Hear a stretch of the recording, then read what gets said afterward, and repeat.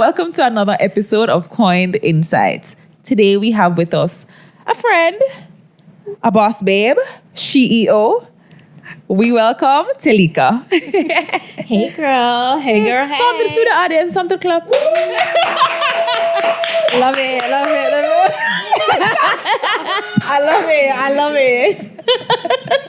Hey girl, hey. Hey girl, hey. Thanks for having me. I'm so excited. I'm excited. I want to get into it today. Yeah, we're going to get into it. So tell the people them a little bit about yourself. Absolutely. So, hey everyone, it's your girl T from WMC.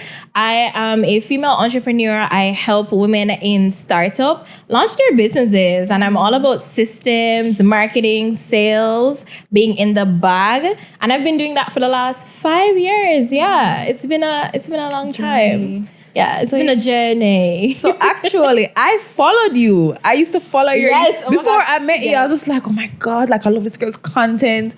And then I think I was on your page one day and Omar was like, that's T. You know T? And I was like, I'm sorry? You know this girl? Yeah, that's so funny. Like in person? It's like in real life? Yeah. And I was like... It's Casey. What are you we gotta about? talk. We gotta talk. That's so funny. I love that. And then I met you and I was just like, this girl is so sweet. Yeah, I feel like it was vibes right away. Yeah, like we just hit it off. Like we've just been like this ever since. I love it. And then it's so funny too because I used to see your content and I was like, oh, this guy is pretty. She's so nice. And then like we met and I'm like, oh, like pretty in person, on the gram, in spirit, everything. Love it. Yeah, so love that. Like we just hit off right away. So tell me now, as I said, I was following you when I was following Women's Marketing Code because we had a target audience, period, right? So how did that come about? Like, what inspired you to start that business? So what's funny is I started that business because I wanted to learn marketing. And so I launched many different businesses, like pivoted many times in my life. And I just couldn't figure out marketing. And I found that everything I was finding online in marketing was always based in the US. But we already know we have so many challenges in business, especially in Jamaica, where it's like going online, accepting payments, stuff like that is really hard, one. But then how do you even market in a different industry altogether? So I started doing my research and all of that, and then I figured out marketing. I was like, oh, good cheese. I was like, okay, but wait, let me teach this to other women because I'm pretty sure many women out there is like looking for the information that I got. So I was like, okay, let me start that. And then it literally started with me doing consultations in Starbucks. I'll never forget. Like, yeah, I was working at a call center at the time. And I was like, oh, I want to do this. And then I started doing consultations in Starbucks. And then it kind of just went on from there. And then it morphed into like a whole coaching business. I mean, I launched courses, had like 600 students in that course. It was insane, not going to lie. And yeah, that's just what it's been since that. Yeah. So why was it so important for you to figure out marketing? Because you're like, you couldn't figure out, like, why was that so important? I wasn't making no money. I wasn't making any money. You need to figure out marketing, right? So we got bills to pay. Yeah, we got bills to pay. I'm trying to be an entrepreneur. Yeah, so it's like I needed to figure out marketing and sales. And the thing is, I was already doing sales in my career, in my job at the time. So I was like, okay, so I figured out the sales part, but how do you even get the customer to begin with? Like before, because when they get to me, they're already interested. How do you get them interested to begin with? So I started asking those critical questions at work first, and then I started going online. And then, yeah, that's how I got into the whole marketing sphere. I was like, it was really out of a need. Like most businesses, it was out of a need, yeah. Okay, I love that. So, as you talk about your entrepreneurial journey, how it kind of just came out of like a need because you never did I make no money and something just piqued your interest and you're like, no, but like how do I learn more about this? What have you learned about yourself since starting this journey? That's such a juicy question. I feel like something I've learned about myself is learn how to slow down. Box me. Learn how to slow down. Box me. Yeah, no, like let's talk about it for real. Like, learn how to slow down. I feel like there's all of this rush in entrepreneurship, like hustle, be in the bag, you know, get the money, whatever. Yeah. If you're not grinding, if you're not burning out, are you even an entrepreneur? If you're not grinding and doing what you need to do, So for me, though, that burnt me out really, really fast. So you get all of this momentum, you make all this money, but then you hate your business after a while. You actually hate your business after a while. And then you're like, wait, but this is the thing I was hustling for. Yeah, so why do I hate this thing? Yeah, babe, it's because you're burnt out. And you're not slowing down. So I learned that I had to really slow down and kind of pace myself in that way. Something else I learned too is don't be afraid to pivot. Yeah. Facts. Yeah, so don't be afraid to like pivot, because originally, like I said, I started WMC with... it was at first me trying to figure out marketing and like sell products. And then it moved into consultation. And then it moved into courses. And I rebranded maybe like 4 times. So I get a lot of people come to me and they're like, T, I've been following you from Island Euphorics days, because that was the original business name. What name? Yeah, Island Euphorics. Island Euphorics. So like, I don't, girl. That's pre-2021. And my brand colors at the time was teal and black. Yeah. And then now it's like, you look at my page, it's something completely different. It's like purple and pink and like, ooh, cute girl boss, this retro vibe. But now before that, it was teal. And to this day, people come up to me and they're like, oh, I've been following you from Island Euphorics days, and when everything was teal. And I was like, oh, that's crazy. And now you're a purple girly. Yeah, not everything's purple. Like purple nails, purple lipstick, purple everything. Yeah. This girl loves purple. Yeah, it's literally my favorite color. No, like... yeah. She loves... It's borderline like mental. No. How much I love the color. You know how pink people have a problem? So yeah. But you see, when somebody loves purple, it's their whole personality. No. Everything purple. No, facts. Like my gym bag purple ambassador. Purple. No, I actually am.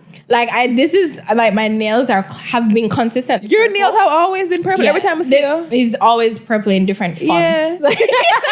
Like purple in different fonts. Like actually, yeah. It's so even that right is something else too. I want to segue into. I feel like the third lesson is it's your business. Allow your personality to shine through it. You get me? I feel like so many people feel pressured to do social media, especially based on what's being done. So I remember when I was rebranding, we were going into this whole nude minimalistic era. Yeah, modern. Yeah, everything was beige. Minimal. Everything was minimal. Everything was like brown. And I was like, I don't need this. I'm actually purple. Yeah. I'm actually a very bubbly, outgoing person. Are. Yeah, I want to go with purple. And then I did purple. And then it turns out that was the thing that separated me.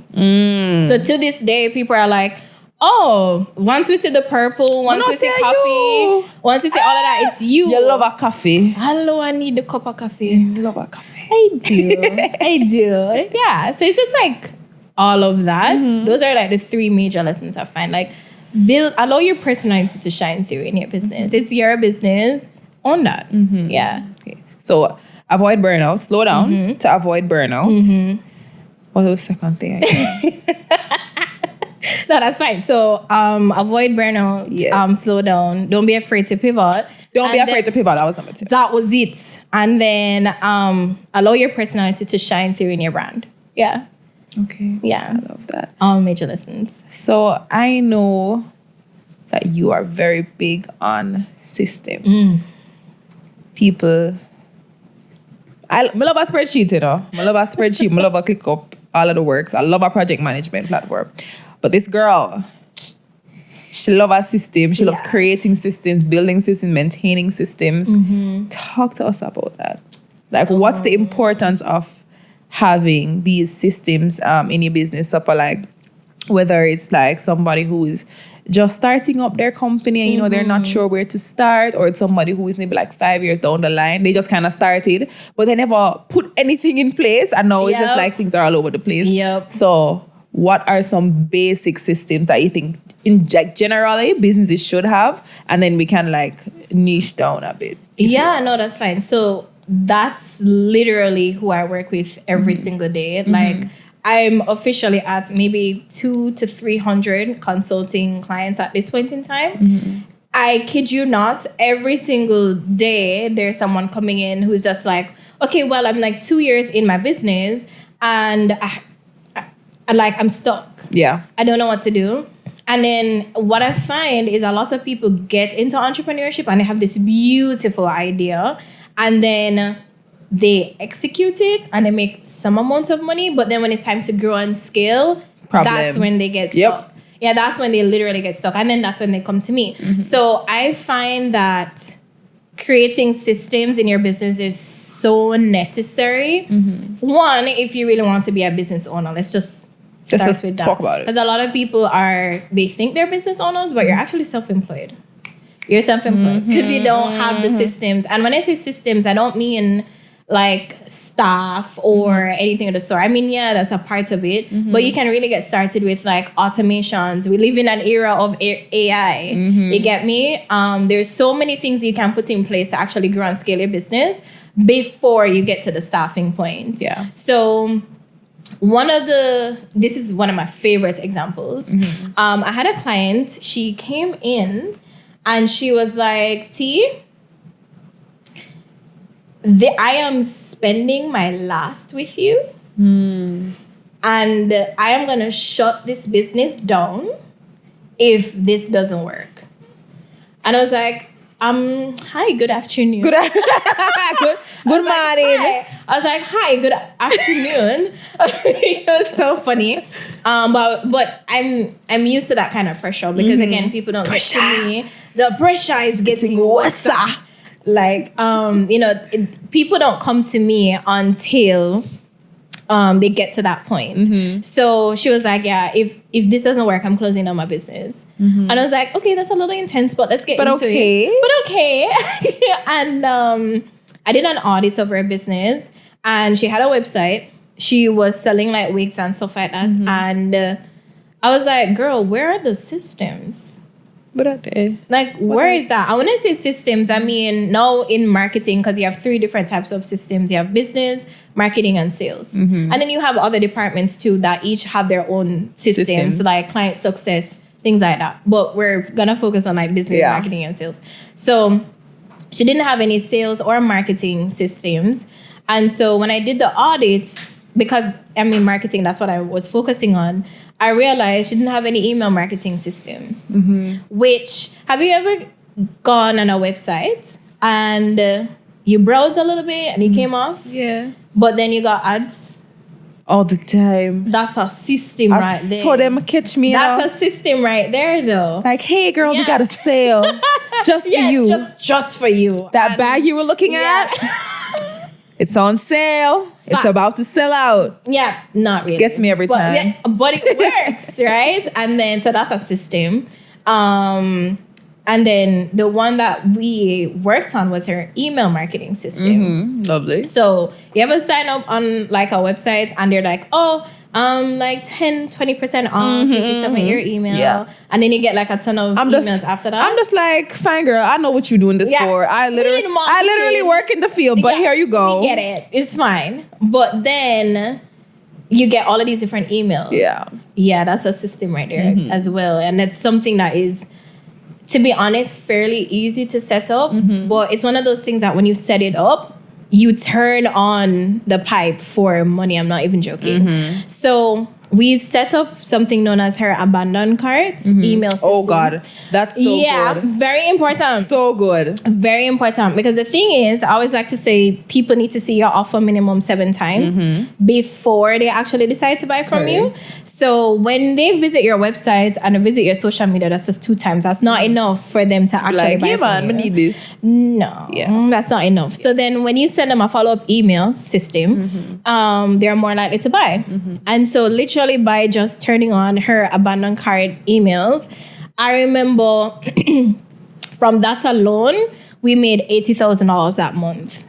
And she was like, okay, so she's like, okay, so like, you did there all along. Yeah, and we went on to work together for maybe 6 months after that, and then we kind of just like went our separate ways. Typically, I work with clients for that time frame. Like they come on, I help them with systems, and then they go off, and then they check in every now and then. So that was just one of my favorite examples. Like literally moving from being in this place of despair, like I need to shut down my business, I hate it, I'm not making money, to, oh, okay, I just needed to pull this level. That's it. Okay, cool. What other levels do I need to pull? And so that's the big thing about systems, and that's why I love it. I feel like having systems in your business is life-changing. I genuinely feel that. So that's one example. Another example I'd say is like client success. So a lot of people spend a lot of time on client acquisition, which is fair. But however, most of your revenue is likely coming from your existing customers. So how do you nurture those people? How do you build relationships with them? That's your systems. So again, it feels like, oh, you need to be spending so much time following up with emails, stuff like that. You can create email automations, have email marketing, all of that to do that for you. And that's how you grow and scale your business. You get me? So yeah, work smart. Not I mean, it might be difficult in the first part to set up like all of these different systems, but then when they start to run themselves, that's the thing. Like that's how I always tell my clients. In the beginning, it's gonna feel intense. The word, because you're like, oh my god, like I have to write 10 emails right now, this very second. But then when you implement the emails and you forget it for the next 3 months, because you want to always go back and check your system, see what's working, what's not. But when you implement it and you forget it for the next 3 months and you see all of this money coming into your account, it's like, and like, oh, okay, like maybe this wasn't like a bad idea after all. Exactly, right? So I'm very, very big on that. Like, my question is, what would you say? Like, have you had that experience yourself with systems? You know, I just wanted to know, ask me a question. I just wanted to know, like, what's your 2 cents on like systems and like how you feel about it and stuff like that. Systems are a lifesaver. You know, I love a spreadsheet. Girl, inject it into my talk about it. Everything I'm a spreadsheet for. Everything I'm a spreadsheet for. That. Every aspect of my life, I have a spreadsheet. My wish list. Yeah. Did I show you? I literally have that. I need to see that. So like, I had that issue where like people always be like, oh, like what you want for your birthday or Christmas or whatever, but like I don't ever know the answer to give them.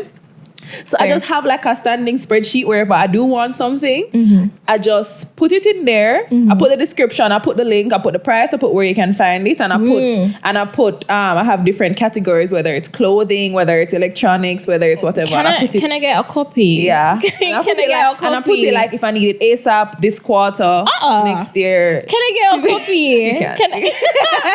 I'm gonna need that.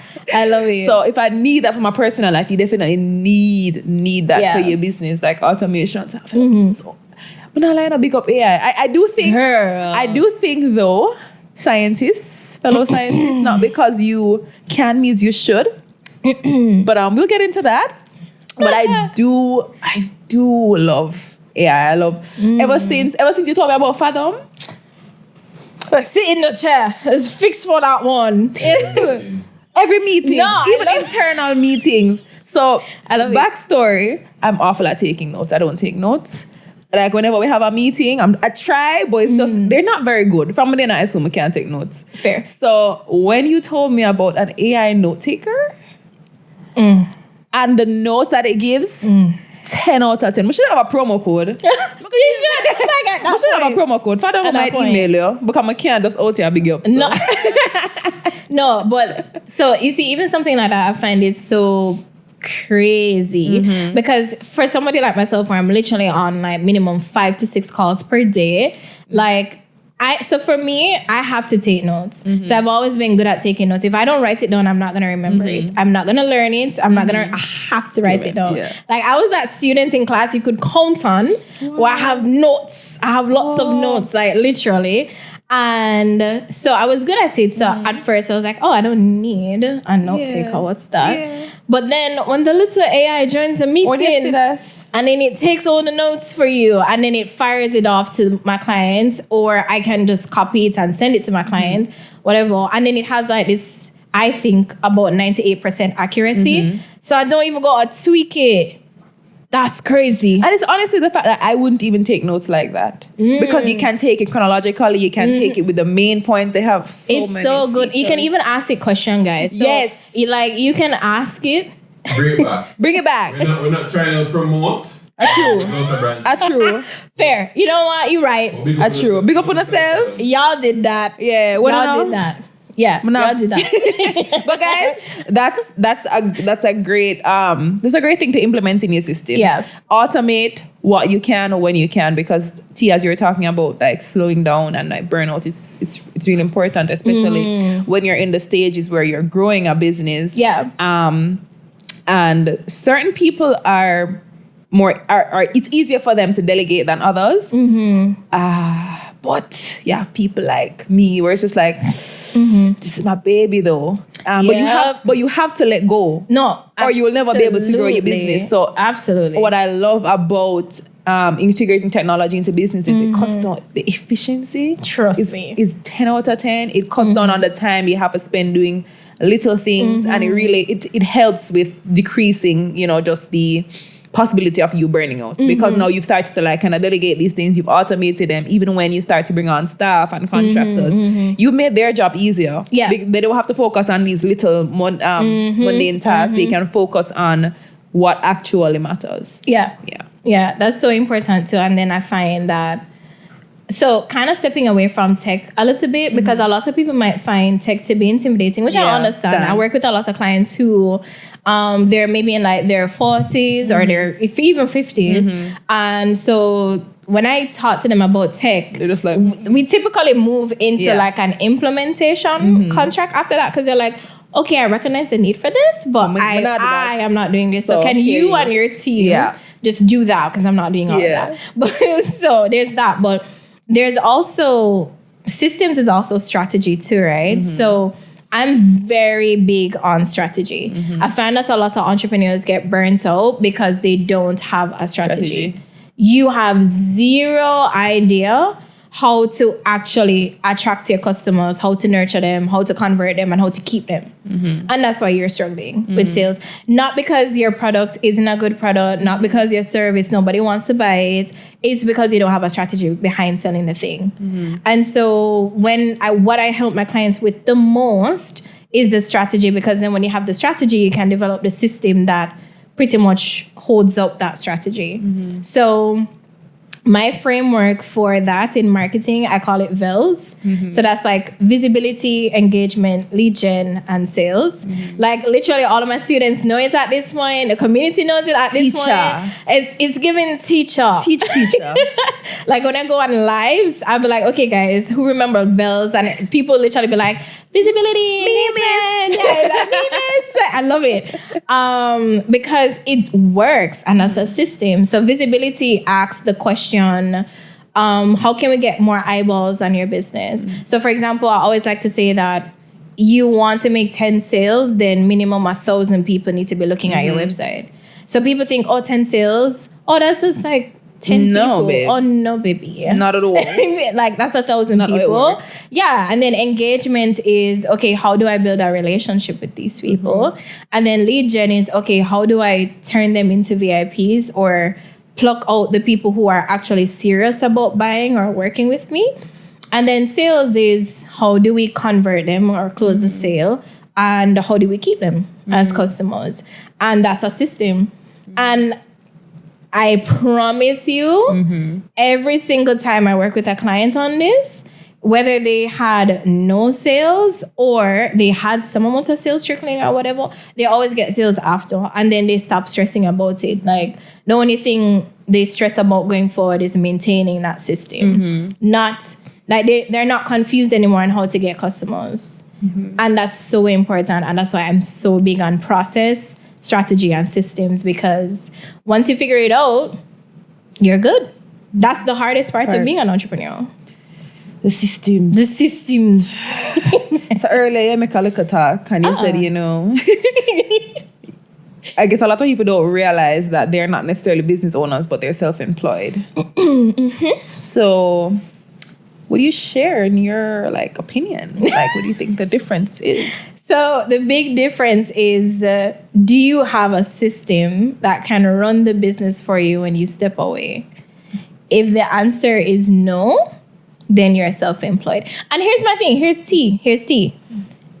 Like tea with the tea. Here's the tea. If you want to be self-employed, that's fine. Correct. You get me? There's nothing wrong with that. I feel like we can normalize that a little bit. There's this shame of, you're not a business owner, you're self-employed. Entrepreneurship for everybody, hold on, let me tell you something. Hold on, wait a minute. No, it's okay to be self-employed if that's what you want. If that's not what you want, then you want to be a business owner. Then you need to have strategies and systems in place to step away from that. So, AI is one thing. Having automations is one thing. Bare minimum, if you're on social media, you should have an auto replier or saved messages, replying to DMs. There's so many things that you can implement. Yeah, you don't need to be sitting down in the DMs okay, what do I say? Or typing over the same thing over and over. Let's just copy and paste that somewhere. Yeah, in the saved replies or in the DM system that Instagram has. You have so many tools for that. That's the big difference I find. If you don't have systems to work for you, so you can step away, then you're self-employed. And it really is that simple. It really is that simple, to be honest. Yeah. Okay. What would you say is the most common issue that you find with, I guess, larger companies that would come to you, or people who own larger companies? So I know for startups, it's kind of you don't know where to start. But for the businesses I've started maybe 5 years ago, even 10 years ago, and they're just I'm finding it difficult to be running this, and I need to make a change. I need more sales. I need all of this. What would you say you think people come to you with that the most? What are some common questions that you get asked the most? Because I think if you are asked these a lot, then there's a chance that somebody in the audience would probably have the same. That's such a good question. I love that question. I love that question. So it's a two-pronged thing I typically find. The first approach is, it's been working so far, so why should I change anything? Oh, I'm happy that you touched on that. Continue. It's working so far. Yeah, it's working so far. So why should I fix anything? Yeah, but then you want to move from 5 to 7 figures. What do you think is going to make that happen? There's a gap, right? So it's if it's working, I don't need to fix it. Okay. And it's no. There's some things that we need to fix and restructure. I think a lot of businesses fall in that trap. It's, again, you get to a point where it's but I'm making all this money, so then I must be doing something right. And you are for that level you're on. You are. But if you want to get to 6, 7, then these are the things I need to implement. And so there is this resistance to change. And it's a very human thing. I'm so sorry. I just want to clarify that when she says 6 figures, she means US. Yes. Okay, goodbye. Continue. Yeah. Very important. I find that there's this resistance to change, which is normal. On a human level, we all have resistance to change, which is why I always like to say that the human brain is default to comfort, not happiness. So even if you want to earn 6 to 7 figures, it's That's a funny. That's a bar. Say it again. No, the human brain is wired for comfort, not happiness.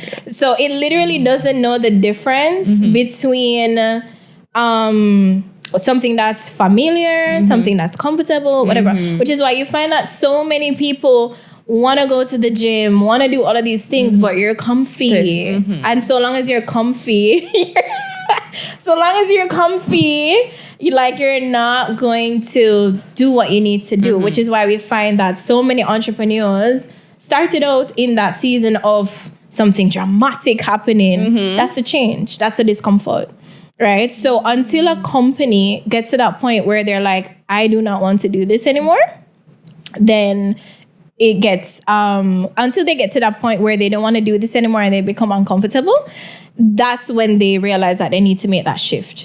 My thing is, you don't get to that point where you have to be uncomfortable. Like extremely comfortable. Yeah. The business is about to go bankrupt. Don't do that. Don't do that. Like just have that mindset that your business is going to be evolving. And so I find that a lot of large companies have that resistance. Like I said, it's on a human level, but then humans work in corporate, right? So then it branches out. The next part of it too is you have to be willing to invest in systems, to be honest. My favorite story around that is, so I always talk about Kajabi. It's a course platform. And there are many course platforms out there. This Dolly, for my customers or my clients, I wanted them to have like top notch, never had it before, because I serve the Caribbean and Central America space, or so LATAM. I serve that space. And so I wanted to give them that North American feeling, even though it's coming from a Caribbean small business. And so I was like, okay, like, I'm going to do Kajabi for my course. And because I saw, again, all of the North American creators and stuff like that rave about it. And it's a good platform, right? So I remember looking at the price points for Kajabi, and the subscription I needed because of what I was doing was the mid-tier one for $199 US per month. And I was like, like this on top of everything else I'm already paying for. I'm already paying for. I was like, I definitely don't want to make this investment right now. But then I was like, Telika resistance. Let's bring it back. Why are you doing this? Why do you want to build this? Whatever. Made that leap. And even though it was like a punch, like a gut punch for my overhead costs, made that leap. And that's how I made like my first couple mil in like courses, like selling courses. So I'm saying that to say you have to get to a point of being willing to invest in your business to get to this level. I mean, again, I could have always invested in other platforms, but to be honest, Kajabi was that platform that really, like I even did a whole promotion and campaign for them. It's like on their Instagram, but it was that platform that took my business to the next level. And so I find that many large businesses, even though I wasn't a large business at the time, like many large businesses have that struggle where I will send them quotes. I'll tell them platforms to use that I know will literally get them to where they need to be. And it's like, well, we don't want to make that investment right now. Well, and I find that to be the case, like even when they're working with creators and other small businesses, they're like, I want to put out high quality content, but then you don't want to pay. You don't pay for that though, babes. Yeah, let's not do all of that. Let's not do all of that, right? Like get like a 60% discount or something? Absolutely not. Absolutely not. So those are the two main things I find that large companies like struggle with when it comes on to making that shift in their business. Wow. Okay. As we wind down, this has been such a fruitful conversation. Like I feel like the audience, I feel like when I get all out of this. But I have to ask, what is the best advice you've ever gotten? It doesn't have to be one. You can give me like 3. But if you had to pick. Oh boy. This is literally my mantra. And if you follow WMC, you literally will see it everywhere. Feel the fear and do it anyway. That's a big one. Like you will feel fearful, but just do it anyway. I like to do a little trick where if I'm feeling fearful, I turn it into excitement.